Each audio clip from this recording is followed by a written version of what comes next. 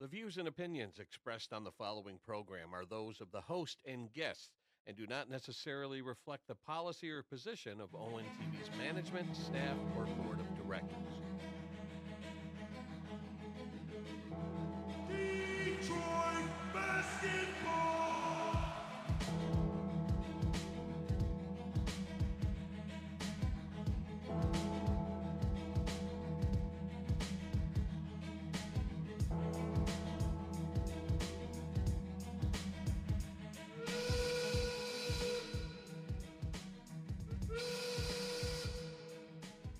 And hello and welcome back to Views from the Sideline. I'm your host, Joey Tysick. Alongside me, Malik Hill, as always. And it's been a few weeks. We've had some things going on, busy times. Malik's traveling around, seeing former NBA players, current NBA players, just making the rounds. When was the last time you saw Cuttino Mobley, Joey? The big three. You saw it, like, live? No. Oh, okay. In real life, I've never seen the man. I saw Cuttino Mobley up close, Joey. But I watched him. Yeah. Check that one off the bucket list. See Cuttino Mobley. That was funny in our group chat when you sent that out. I think, what did Chris say? Remembered him as a Clipper, I think. I think so. I think he said a Clipper legend. That one Clippers team that was randomly good and Yeah. they went back to being bad until Blake Griffin. But crazy enough, Cuttino Mobley spent a long time with the Houston Rockets. Just shows you the difference of generation, I guess. Yeah. I saw a few other guys, too. I saw Brad Beal and told him congrats on the move. Mm-hmm. He said thanks. He shook my stepdad's hand. I wasn't confident enough to go in to dap up Brad Beal. I was like, I'm gonna keep my distance. Hi, I'm Malik. And then I saw one of my favorite guys that I like to call, one day we'll talk about this more. I don't know if I've discussed this with you, but there's something in my head called the Hall of Good. Okay. All the guys that don't get respect and never get brought up, but should. That's most of my favorite players. Listen, I saw my guy Thaddeus Young. Okay. And he's in my Hall of Good. Nice. He's been a decade plus, just consistently. Yeah. Yeah, big Thad Young fan, and his team was there. So yeah, I saw a good amount of guys. He played with Andre Iguodala in Philadelphia, right? Yes. Okay. Yeah, that's when him, Drew Holiday, Spencer Hawes, Mm-hmm. your guy Spencer Hawes. All these players people don't know. Listen, had former potential, I guess. Like Drew Holiday before, he was a champion or just kind of a defender. Like he was he made his one All-Star team in Philly. People do not. He was a young, remember scrappy that. kid in Philly. Yes. I think Lou Williams was there for a season. Yeah. Like that was like a young, exciting Sixers team. Yeah. And let us not forget top 2 pick Evan Turner. The end of let us not forget the end of Samuel Dallenberg, I believe, as well. Man, yeah. I'm getting a little excited thinking about this. I know we might take up too much time. It's funny that you mentioned that though, because I did the thing again where the difference of people nowadays think of Andre Iguodala as a warrior, or the one that I was thinking of lately is Brook Lopez as a Buck and now a Clipper, which is wild. And we've said it a lot before, but people don't know New Jersey Brook Lopez. They don't. When they were still the Nets of New Jersey. Even the first 2 years of Brooklyn when he was just testing shooting threes and we were like, oh. Yeah. Brook Lopez hit 3 threes last night. Right. Okay. Now he's more of a 3-and-D type of player. Crazy. But before, he was one of the most dominant big men in the league. He was arguably a top 3 big, also because the crop of bigs were kind of weak. But yeah, Brook had work. Yeah. So it's funny that you bring up the Hall of Good. I like that. That's where a lot of some of my favorite guys fall into their territory. Anyway, that's enough basketball. There's not a whole lot of basketball news anymore right now. I guess we're getting closer to college basketball is sort of on the horizon, but I don't want to think about that. Did Chris Paul sign with the Clippers? We didn't talk about that in between. I mean, we haven't talked about a lot of stuff. Him, Brad Beal. Well, yeah, we've missed some of the basketball news. Mm-hmm. That's one of the only somewhat big. The Clippers are one of the oldest teams in human history. Listen, it feels like 5-6 years ago, this team would be pretty dangerous. Yeah, 5 or 6 years ago. Now they're kind of in that Hall of Good players, but former great players. So yeah, it'll be interesting when we get closer to the NBA season. I think we hit on most of the major moves, but there has been some smaller moves that have gone on. Marcus Smart is a Laker. Not sure how to feel about that. I don't care. I don't think it moves the needle. I think he's going to play ahead of Jake LaRavia, which was their big summer offseason signing. So, yeah. I guess the other we could talk about one more basketball thing too is like the whole downplay of Dalton Connect now being a bust. He's not a bust, but he hasn't been the same since that whole Charlotte situation. Yeah.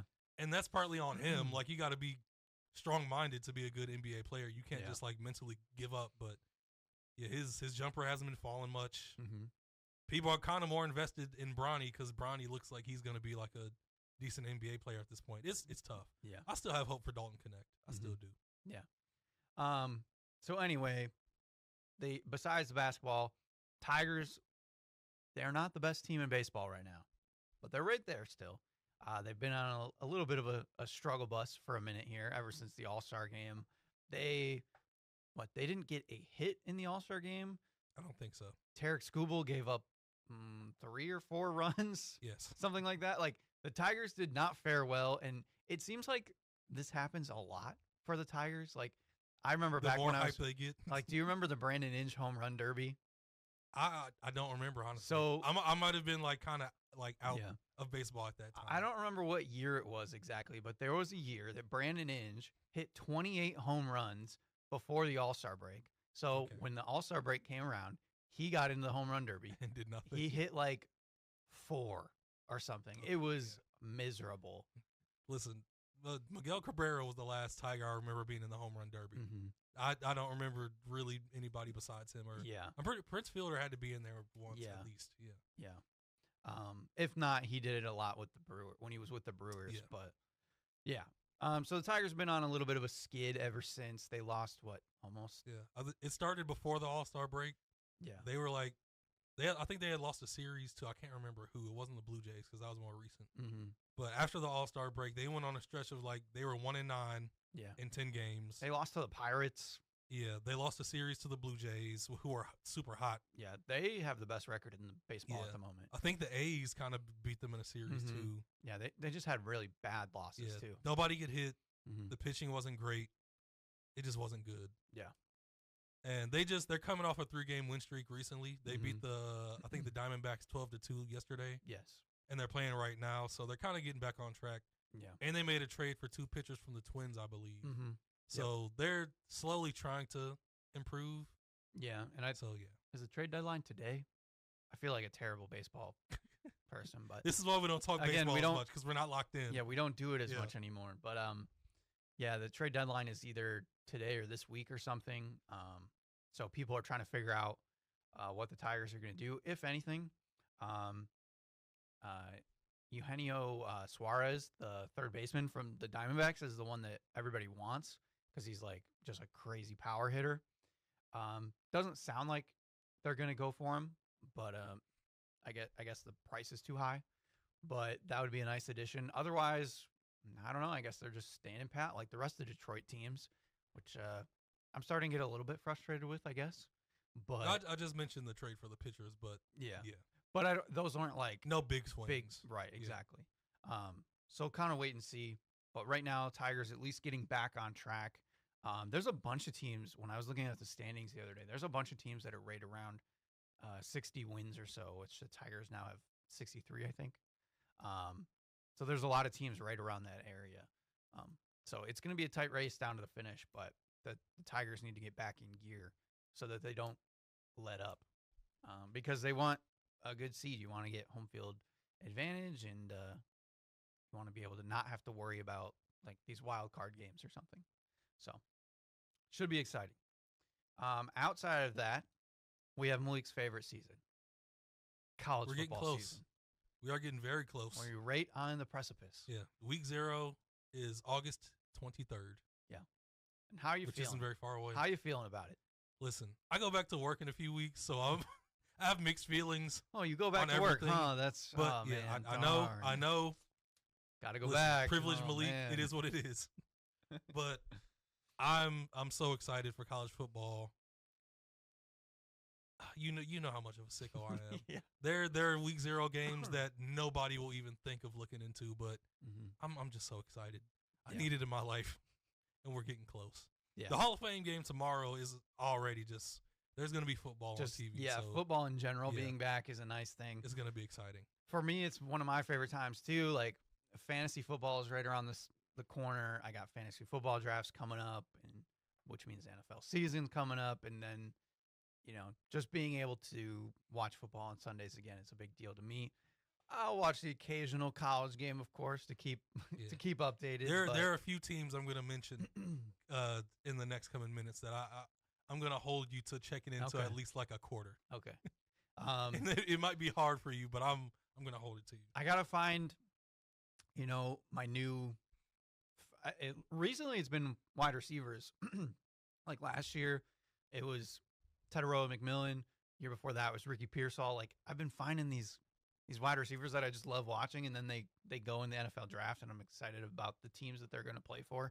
So I got to find that next guy to watch outside of like Michigan State, obviously. Yeah. I was about to say there's a lot to talk about with Michigan and Michigan State too, but that'll be near the beginning of the season when we do that big preview. Yeah, and as much as I enjoy watching Jeremiah Smith, like Ohio State, come on, man, I can't do that.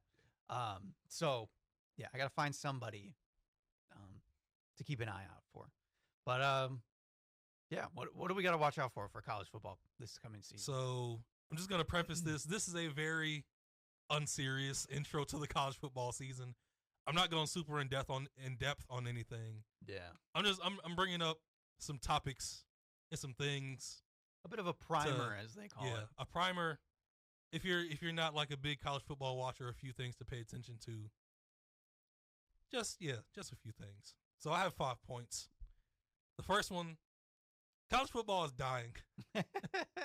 It's dying a slow death. Welcome back, college football. You're dying. The boomers aren't happy. Fans overall are upset about so many things. It's becoming all about money. What could be the problem with Northern Illinois going to the Mountain West? It's becoming all about money. What's wrong with that? Geography isn't mattering anymore. It's getting tough. It's getting tough. But you should still love it. You should still love college football. Listen, there will always be fandom for college football, especially for people that went to these schools. Like Mississippi State, you're never going to win a national championship, but you're there for the tailgates. You're there for the camaraderie. You're there to shake the cowbells and be there as fans. Like, there are specific schools that are like in line to maybe win championships every year. Right. That might be like 8 or 9 teams. There are over 100 teams in college football, and there are fans of those schools. There are students. There are alumni. There are still reasons to love college football, and it's those things. It's the hometown teams, like G5 love. It's Maction.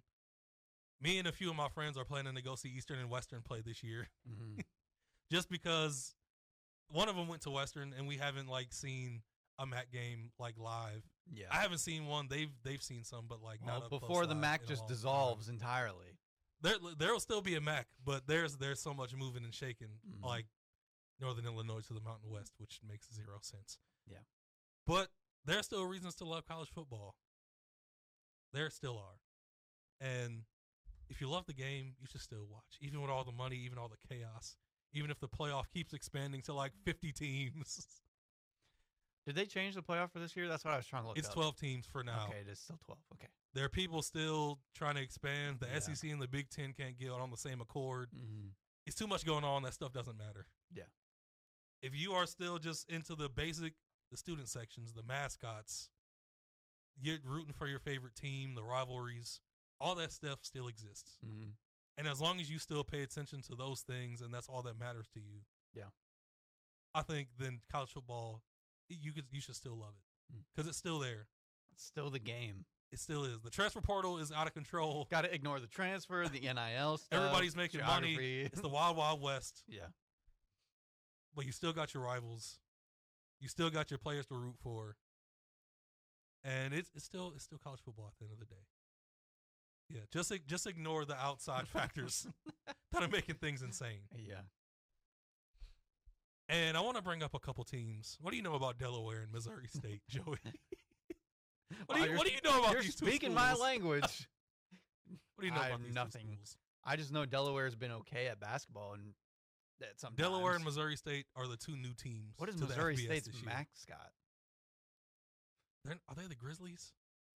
They're some type of bear. I can't remember if they're the Grizzlies, but they're some type of bear. In Delaware, they're the Blue Hens, Right. and they have the striped helmet like Michigan and like Princeton. They've had a striped helmet for a long time. Mm-hmm. And here's what I'm gonna say to you, Joey. Oh yeah, Missouri State is the Bears. Yeah, okay. I thought that was like Montana State or something, but But either way. I want to offer this to you, Joey. Mm-hmm. There's a connection with Delaware and your all-time favorite quarterback, And my all-time favorite quarterback, Joe Flacco.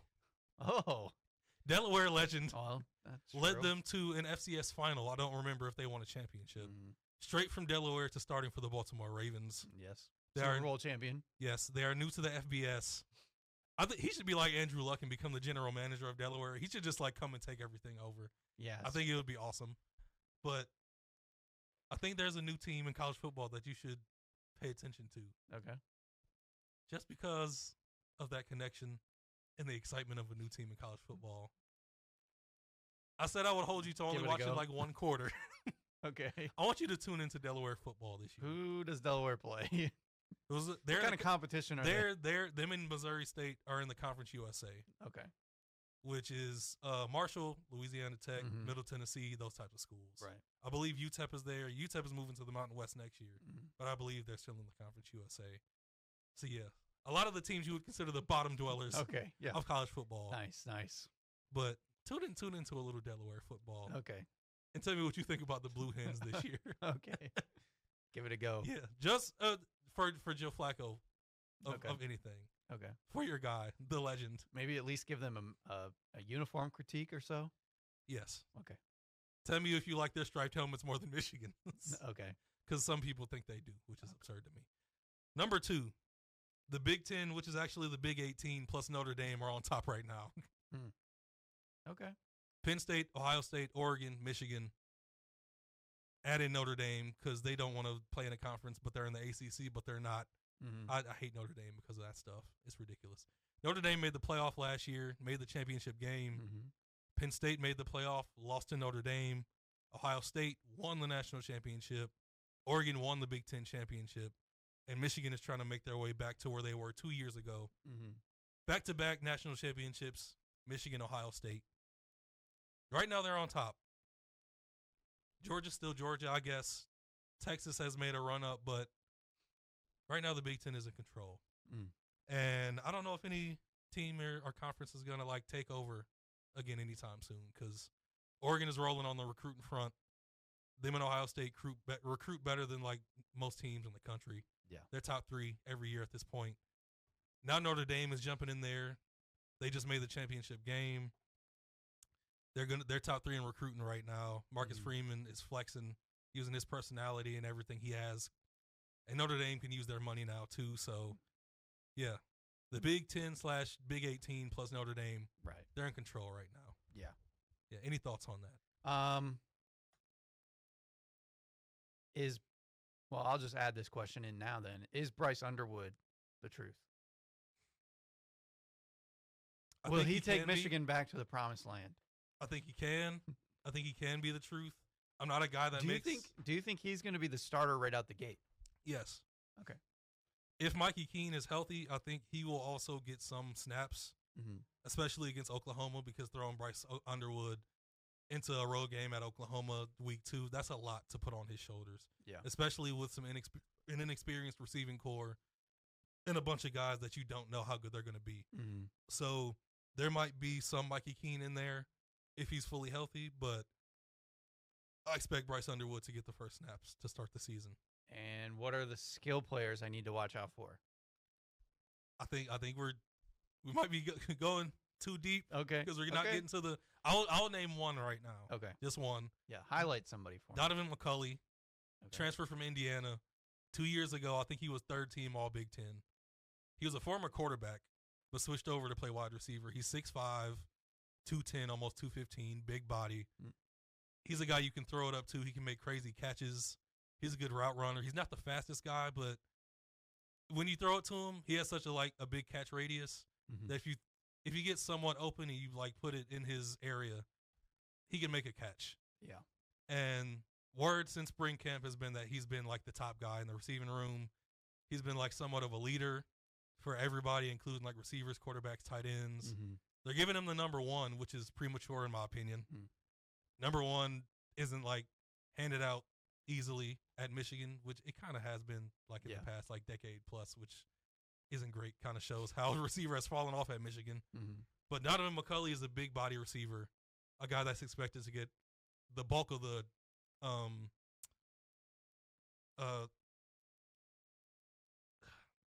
don't know how to targets. Yeah, targets. The bulk of the targets more than any receiver. Okay. So yeah, look out for Donovan McCulley. Other than that, I can see the Big Ten still being able to bounce back. I don't know of anybody that's gonna step up per se out of the SEC. Texas and Georgia are expected to be really good again. Yeah, Alabama's had to reload. They always do, but they'll have to. I don't trust Brian Kelly's LSU. They have a lot of talent, but I don't trust them when he's coaching them. And Texas, it's all down to, can Arch Manning finally become that guy? And we will get to that. Yeah. We will get to the next Manning in line. Number 3, I need you to believe in the Big 12, Joey. You and everybody else, I need you to believe in the Big 12. And I know it sounds crazy. I know it sounds like a lot. The Big 12 is known for basketball mostly. And high-octane offense in football. Here's the thing. The past 2 or 3 years, people predict a Big 12 winner, and they're confident about it, and they're confident about who's at the bottom of the conference. And for the past 3 years, it has been a complete wash, and everybody has been wrong about everything about the Big 12. And I love everything about it. So now you want me to believe what you're saying about the Big 12 and say that they're last year Arizona State was predicted to finish last. Yeah. They made the playoff and almost knocked off Texas. Sam Levitt grew into himself as a quarterback. Cam Scatterbo took over the country. He's now with the New York Giants. Rest in peace, Cam Scatterbo to the Giants. He's not dead. He's just in the NFL. He's just on the Giants. He's a New York Giant. But I need people to believe in the chaos, in the competitiveness, in the excitement, in the week to week. Every Big 12 game you tune into, you have no idea who's going to win. Yeah. Except for maybe that's at least fun. UCF is rebuilding, and they're predicted to be at the bottom for good reason. Nobody knows how UCF will play this year. Every team besides UCF might have a shot. Now, there are teams like Arizona State who are returning. Yeah. Kansas State could be really good. Kansas is coming back with, if Jalen Daniels is healthy, they should be a pretty good team. There are teams to look at in the Big 12 that are interesting. But there's no definite guy at the top. And if you predict a team at the bottom, I feel like there's no way to predict that either.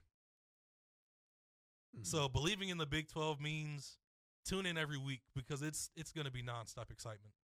Are we going to stop hearing about Colorado? Or are we going to hear about their downfall after Shedeur? I think they could win 8 games, and I think they could win 4 games. Okay. I think there's a wide range of things that could happen for Colorado. And speaking of Colorado, Deion Sanders just announced he beat cancer, which is pretty cool. Okay. Yeah. Some people thought he was going to announce he was stepping down and leaving Colorado, which was stupid. People expect the worst of him for some reason. I don't know why. The announcement was that he beat cancer and that he's going to be all right and back to coaching on the sidelines, which is good. But, yeah. How do you feel about believing in the Big 12 and the constant excitement and having no idea week to week what's going to happen? I feel like that's great. I mean, it's to me, it's I'm a exciting. fan of parity. It's always good for dominance, but I agree with that. Yeah. I like that you don't know who's going to win. Now, believing in them. And it's not bad football also. As a conference to do something, I don't know. That's why I said the belief goes to believing in the excitement. Yeah. Now, Arizona State proved something last year. The fight they put up against Texas, I think, was real. Texas needed to complete a 4th and 13. Yeah. And score a touchdown in order to beat Arizona State in overtime. Right. So anything is possible. That's In true. the words of Kevin Garnett. Yes, it's true. I mean, I'll keep an eye on the Big 12. I used to kind of be a Kansas fan for no reason besides their logo, but so that translated into football a little bit. They've never really been that good at football, but I tune into some of their games. Devin Neal was kind of exciting. So yeah, I'll tune in a little bit. But I'm not going to say I'm fully bought in. Okay, I understand. I just had to give my pitch. Had to do it. Number 4, the ACC is a complete joke, but they're still kind of interesting. I think I agree with the joke. Clemson is expected to, by far, be the best team in the conference, and it makes sense.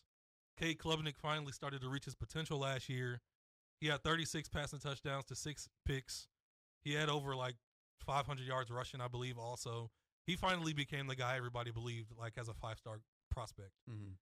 And they beat SMU in a close game in the ACC championship. They made the playoff. They didn't get blown out by Texas, but it was, not competitive halfway through. They tried to come back, but it wasn't enough.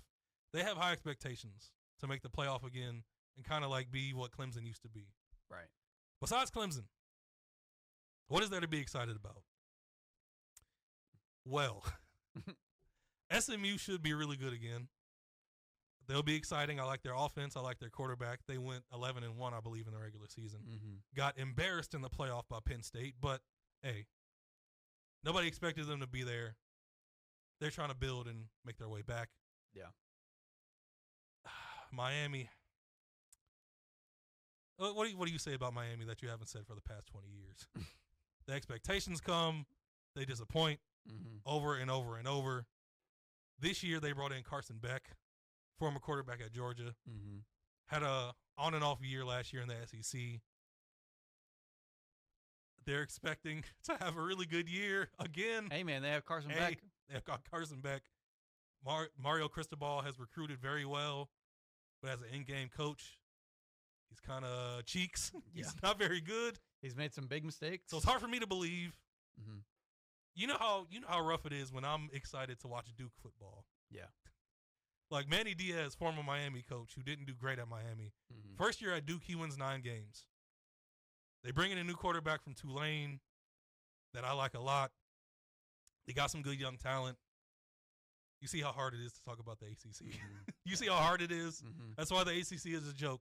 North Carolina always has, a couple really good players. We haven't even gotten to North Carolina yet. But the quarterback I was saying that was going to Duke is Darian Mensah. He was really good at Tulane as a redshirt freshman. I expect him to be really good and on the NFL radar within a year or two. So look out for Darian Mensah. North Carolina. What do you say? The whole offseason, nobody talked about their actual football. Yeah. It was all about Bill Belichick. And what is it, Jordan Hudson? I don't know. I think that's her name. I don't know. He's in his 70s. She's in her 20s. Yeah. She's controlling his life. Who cares? Yeah. All I care about is whether he'll win or not. A lot of people think it's going to be an epic fail. Yeah. I don't know what to expect. Did he even bring in a lot of recruits? They brought in that go well? They brought in 40-something transfers. They flipped the team for the most part, at least half the team. Okay. They brought in a new quarterback, Gio Lopez from South Alabama. He's a mobile lefty. I like him a lot. He's real stocky. He's 6'1", 220. Pretty interesting guy. I hate to say that gives me Malik Willis vibes. I mean, in college, Malik Willis was a hell of a college quarterback. I guess for college, that's that can work in college. So I don't know what type of offense they're going to run. I think Freddie Kitchens is their offensive coordinator. Interesting. We saw what he did in the NFL. Interesting. Who knows what he's going to do in college? Yeah. There are some interesting parts about the ACC, but they're still a joke. Clemson is the only thing to hold on to. Yeah. I figure you have no thoughts about the ACC. No, not really. Yeah. Because Clemson is their shining light. They're their hope this year. They're another basketball conference, even though they're not really even a basketball conference. They were anymore, terrible this past year in basketball, which is crazy. Last, here's my SEC preview. Arch Manning. Garrett Nussmeier is going to be really good for LSU. Might be a top 10 pick. Arch Manning for Heisman. Arch Manning, #1 pick in the NFL draft. Arch Manning, All-American. Next in line of the Mannings is Arch Manning. Lenora Sellers could be a top 5 pick. That's a guy. That's a player you might tag on to for your guy. Yeah. He is extremely excited. He's electric with the ball in his hands. Yeah. That's a name I've heard before. He improved as a passer as the season went on. I think South Carolina won 8 games, lost in a ball game to Illinois. He is an absolute problem when he takes off running. He's 6'2", like 230. He's fast. He's elusive. He's powerful. And he has a big arm, getting better as a passer. Watch out for Lenora Sellers. And then another 10 Arch Mannings. Okay. Because he's going to be the number 1 pick in the NFL draft. Have you heard? He's the next in line. At SEC Media Days, everybody interviewed him and nobody else. Arch Manning. One more Arch Manning. And Diego Pavia is the real show at Vandy. He's the best quarterback in the conference. He was a lot of fun to watch last year. Thoughts on the SEC? Do you believe in Arch Manning? Do I believe in Arch Manning? I do. Okay. I believe that he will be a very good starter this year. I don't know if he's going to live up to these expectations. Paul Feinbaum is saying he's the best quarterback since Tim Tebow. Nobody really likes Paul Feinbaum. He just says a bunch of crazy stuff. Yeah. It's absurd. He can be one of the better quarterbacks in the country. And a lot of people also argue, was Tim Tebow really that good? Just an argument people make. I'm just saying. He had crazy talent around him. So did Joe Burrow. Joe Burrow was incredible, and Tim Tebow was an incredible football player too. Yeah. Neither of them were as good as Cam Newton, which is another crazy conversation going on right now. The Cam Newton, we're not going to get deep into that. Yeah. But Arch Manning, I like him. I like him a lot. And like I said, I think he'll be really good. What do you think about Arch Manning? I know that I could catch any of their games basically throughout the year. I'm sure they'll have the most nationally televised games. The most like big noon games or whatever. So I'll keep an eye out, but I don't know. I've only seen a little bit of his tape, and it looks all right. It doesn't look like anything crazy. Yeah, he only showed a few signs last year, which he showed some good signs. Yeah. But Quinn Ewers was the guy, and they weren't changing for that. Right. He's had 3 years to develop. It's his time to shine. Yeah. I trust the bloodline more than anything. That's pretty good. But I also trust his skills. Peyton and Eli couldn't really run. Arch can run. We'll see what happens. Right. Yeah. Also, watch out for DJ Lagway. Extremely talented young guy for Florida. Texas A&M will disappoint again because they're Texas A&M. And one more for good measure, Arch Manning. Okay. And we'll get into more college football as we get closer to the season. We'll go more in depth. We'll probably do kind of the usual conference by conference kind of stuff, and go from there. But the other football is the football that I'm sick about is the NFL, and we just have training camp news right now, so take that with a grain of salt. Every other day, it's this team's gonna win the Super Bowl. This team's going to just burn to the ground because they're terrible. Their quarterback threw 100 picks. This guy looks amazing because he made one back shoulder catch against his teammate. I'm sorry for interrupting. No, go. Did this start like in the past? Like, how recent is this to you that people started obsessing over training camp? It is a lot more recent. I swear, like, maybe it's like after COVID. Yeah. I swear, like, before like 22, 21.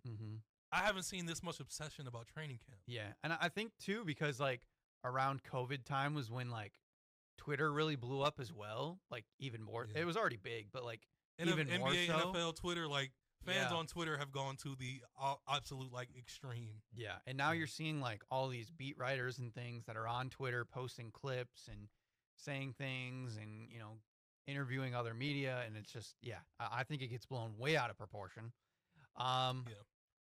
I guess it makes it fun because it makes you excited about some of these guys that, you know, maybe you're like, oh, I thought he could really make a jump this year, and you're hearing that he is going to make a jump. I guess it just drives up hype. But you got to take it like NBA Summer League, to be honest. Like, just don't buy into it too much because we've seen this stuff happen in the past, and then teams have issues, and this guy's really not all that good. And, like, think of guys like Treylon Burks was pretty hyped up.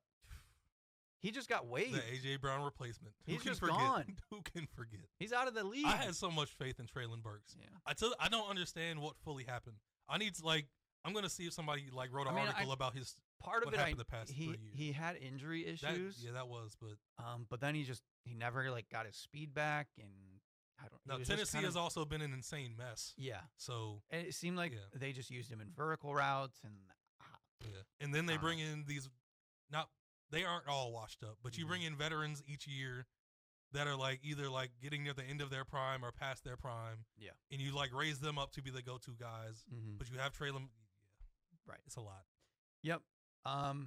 So interesting news in training camp right now. There's a lot of, recently, as usual, there's a lot of the holdouts, hold-ins because of contract disputes.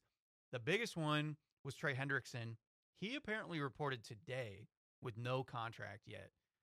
But they said that their contract talks have been getting closer.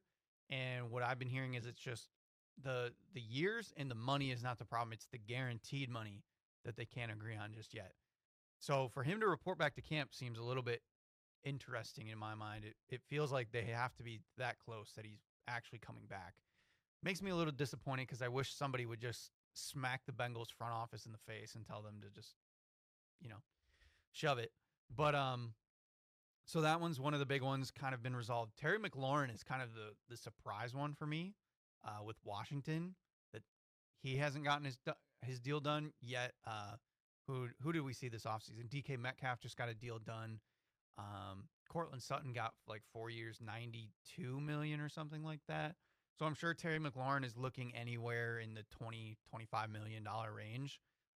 He's trying to get paid like a top 5 receiver. Yeah. Which I don't blame him. Right. But at the same time, yeah. But that's kind of tough. like the DK Metcalf contract is kind of, I think it was similar, where it was like 4 years, $100 million. DK Metcalf, yes, he has all the insane talent, but he's never really produced at that top level. But at some point, you just got to pay the man. So he's known as, I wouldn't say he's a specialist receiver. Yeah. But he's known as like a deep ball guy. Mm-hmm. Yeah. And it's hard to pay unless it's like Tyreek Hill, right, who is so explosive that it's like you have to pay him. Yeah.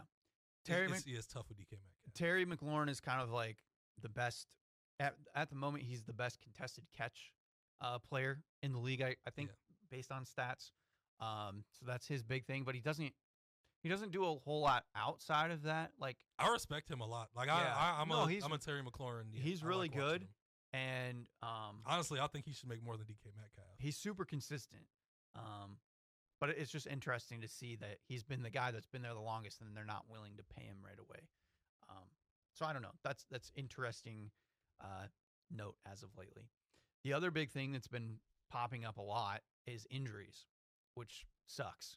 So Justin Jefferson went down with a hamstring injury the other day, so that's a little nervy.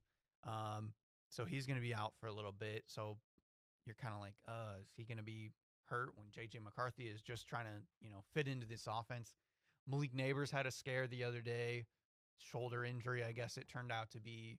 But he's basically the Giants' offense. So to see him go down, everybody from New York has to hold their breath. And then on the other side of New York, Justin Fields left practice for a little bit. A toe injury that scared a lot of everybody. Jets fans. Because he's supposed to be turning their franchise around. Let's not let's not do all that. The coach is supposed to be turning the franchise around, but not Justin Fields. So at first they said it was like a lower leg injury. Find out it's a toe injury. He's been back. He was back at practice the next day, and it looks like he's going to be fine. But everybody again holding their breath. And then I think the other kind of interesting thing too is some of these looming suspensions. I'll just say, Rashee Rice went through the court process. He's going to have to serve jail time for the accident that he caused when he was racing down the highway or whatever and fled the scene. There's expectations anywhere between like 2 to 6 games suspension. And then the other one is Jordan Addison. His court thing is finished. He ended up getting to a plea deal or something.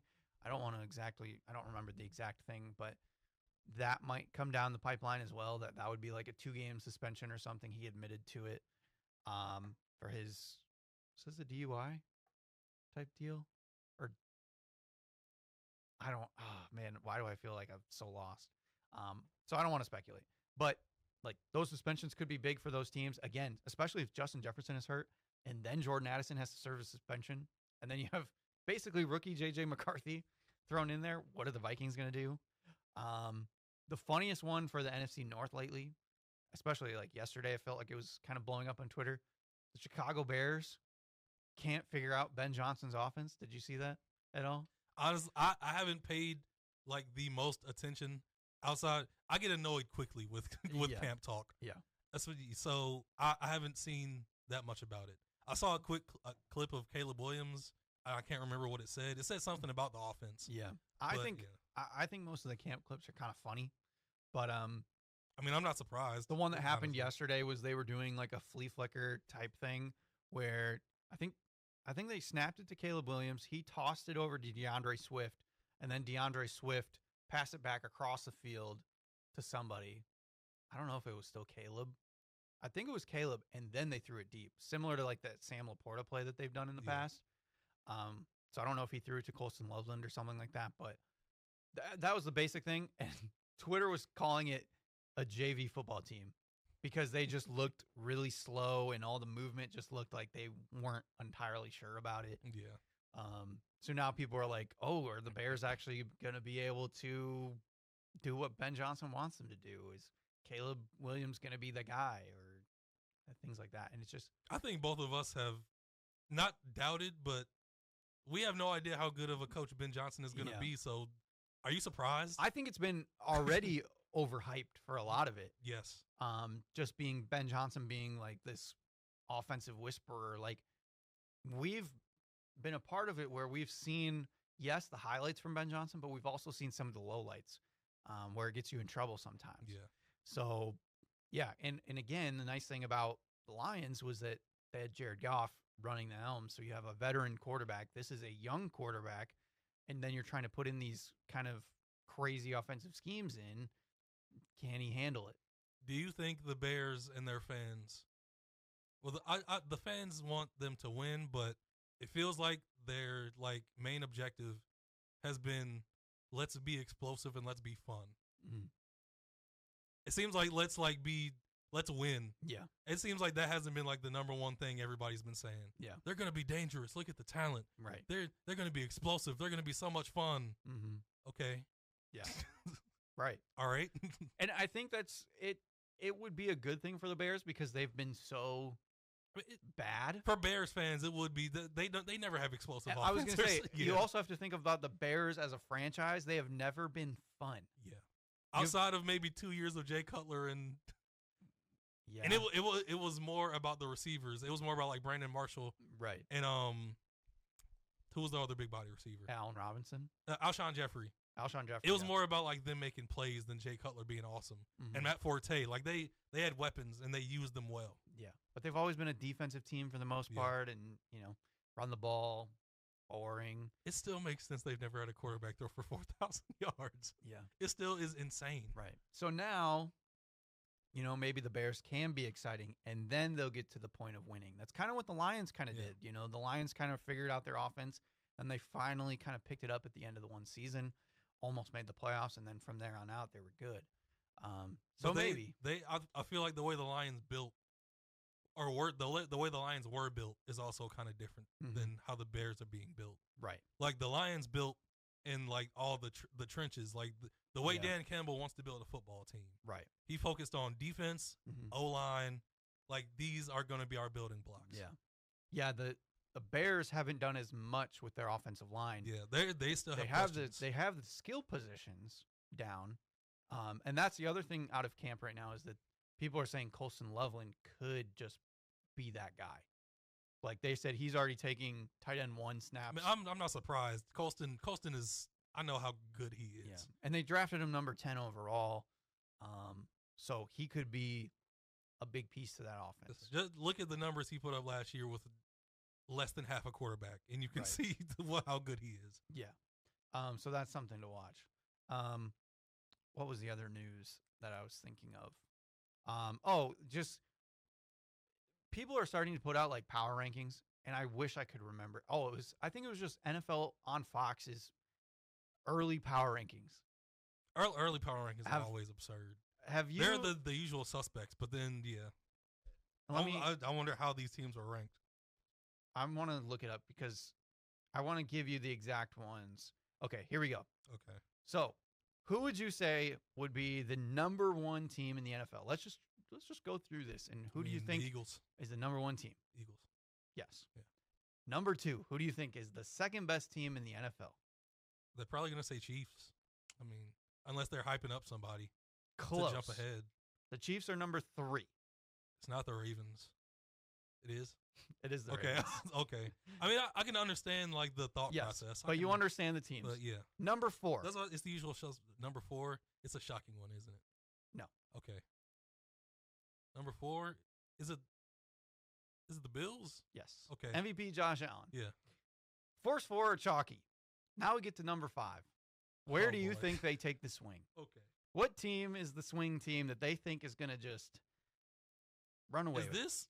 this couldn't have been last week. I saw somebody had the Broncos ranked like 5th or 6th in their top 10, but that wasn't Fox. No. Where did these guys have the Broncos? So you said they took a swing at 5? And it's not a huge swing. This one doesn't have the Broncos on it. Oh, no, they do. It is. It's not the a weird Lions, logo. is it? Nope. Okay. Same division. Same division? It can't be the Bears. A team that people keep hyping up, it seems like, the last couple years. In the NFC North? Yes. I said it's not the Bears. It's not the Packers. It's the Vikings? It is the Packers. This is technically Ralph Vacciano, but Fox NFL. What about the Packers? People what makes still somebody think? so this is the thing that I keep seeing. Do they think Jordan Love is about to like finally make the leap or I something? don't know if this is a training camp thing, but I keep seeing people talk about how good Jordan Love. Mike Tannenbaum on ESPN said that his number one quarterback, if he was to start a new franchise right now, would be Jordan Love. What was his reasoning?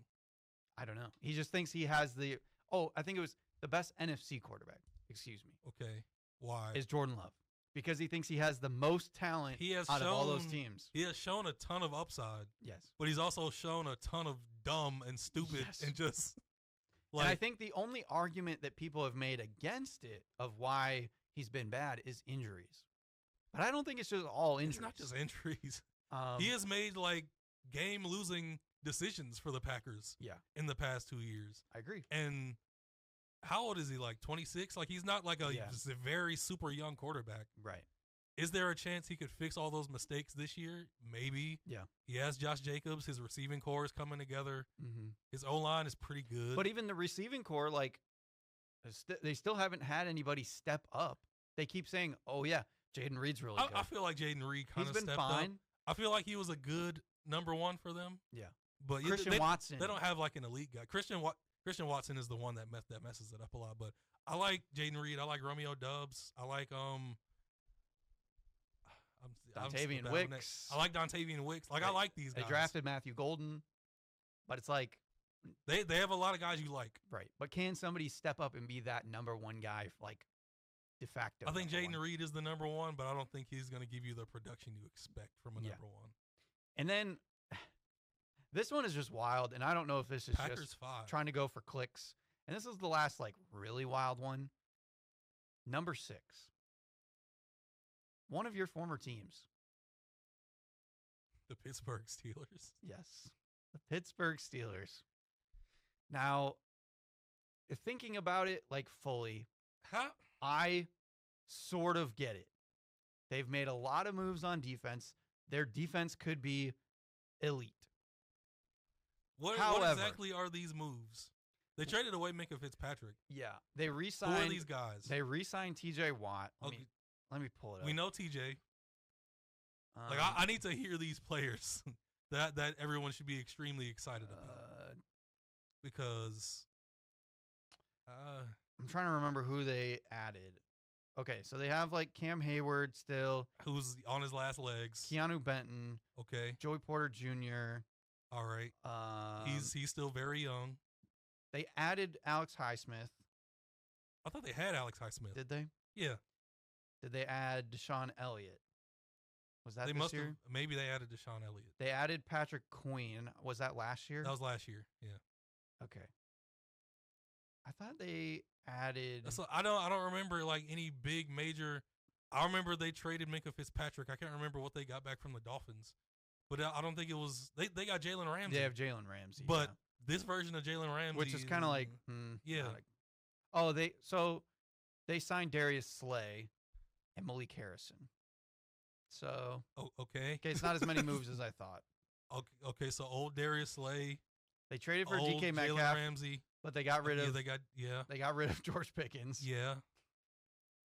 Okay, you know what? They don't have Deontay Johnson anymore. He's in Cleveland. Something else, but yep. Yeah, I have a rookie running back. I think it's just one of those things where you say like, "Oh yeah, let's be funny," and this is for clicks.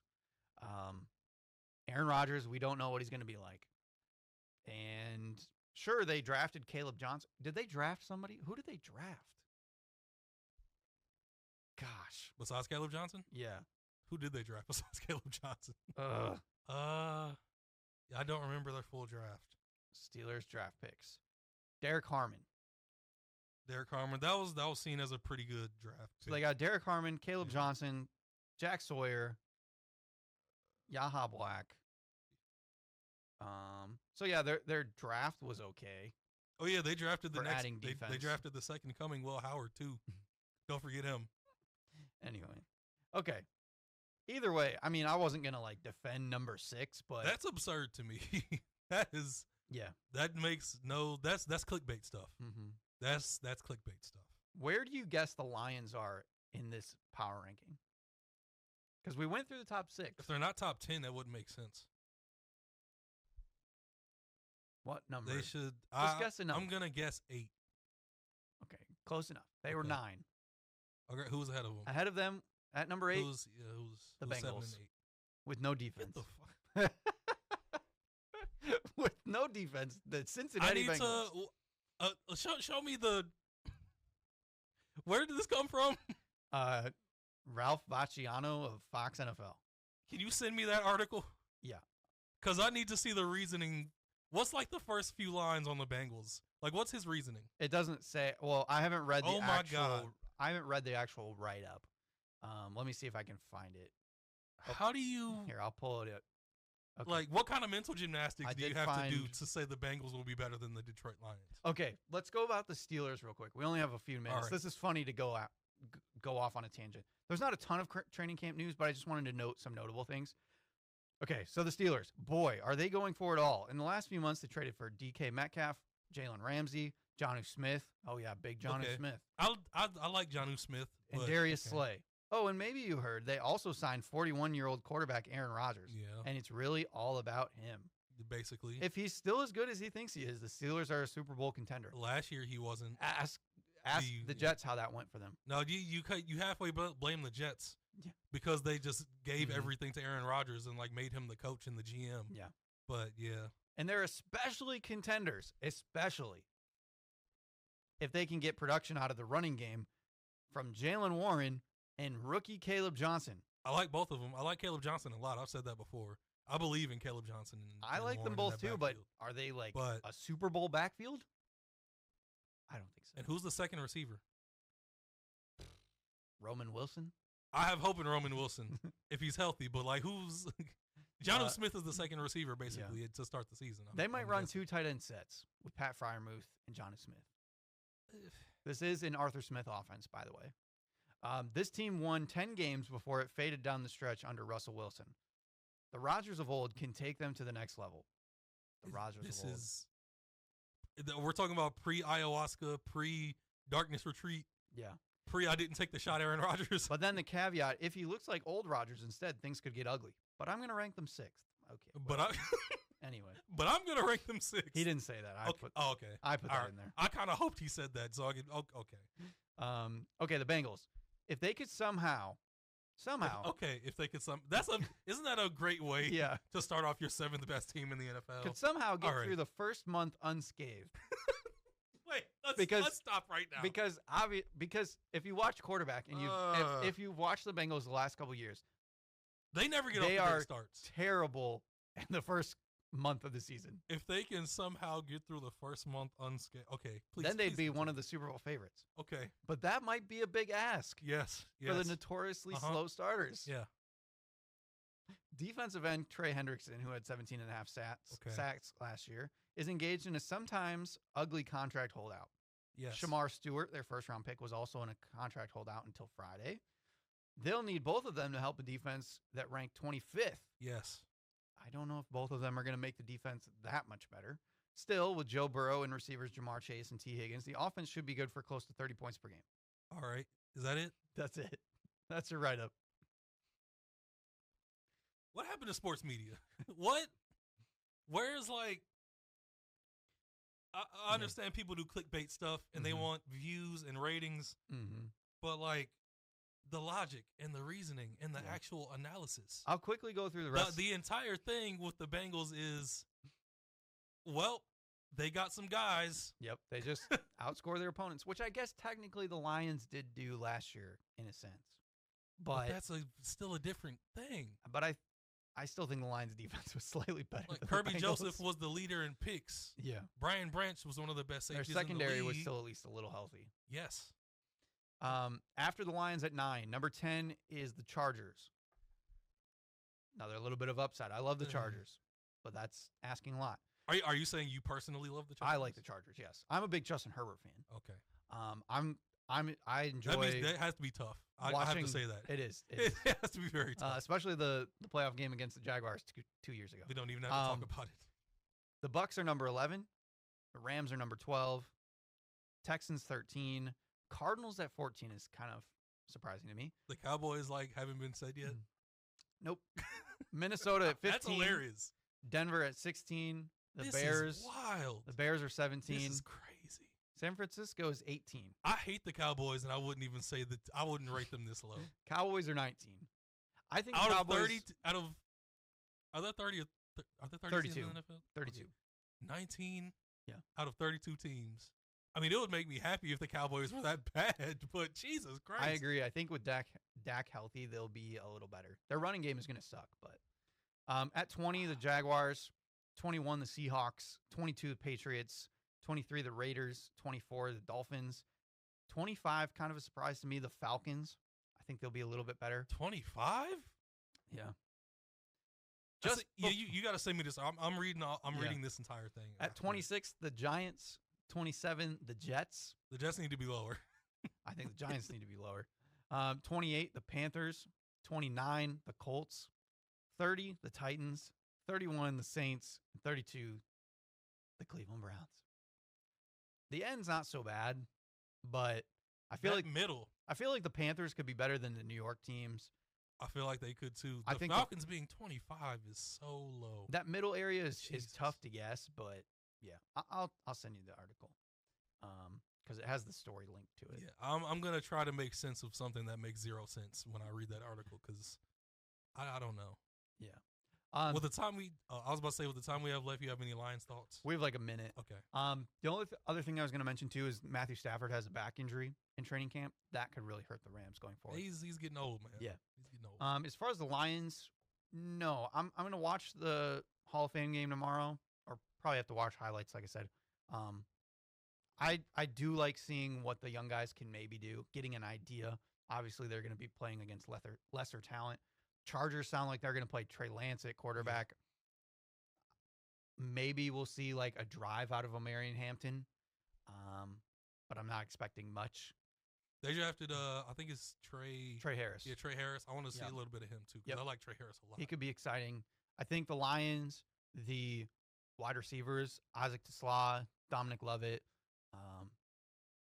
There's a couple other guys I would like to see if they could maybe sneak into that wide receiver 3 territory. Throw some deep balls. Send some shots to Tesla. Yeah. Let's see what he's made of, even in this like very early pre-situation. Yeah, he's had some good training camp highlights. Again, I don't want to get too excited, but he looks like he's ready. He's focused. So that would be exciting if he can hit the ground running, especially because he's a Razorback. Other than that, football is about to begin. Like I said, we're going to get football tomorrow night, and then it's only going to get better from there. And by the end of August, we'll be ready for the NFL season. Kickoff. But for now, take a break for 2 weeks.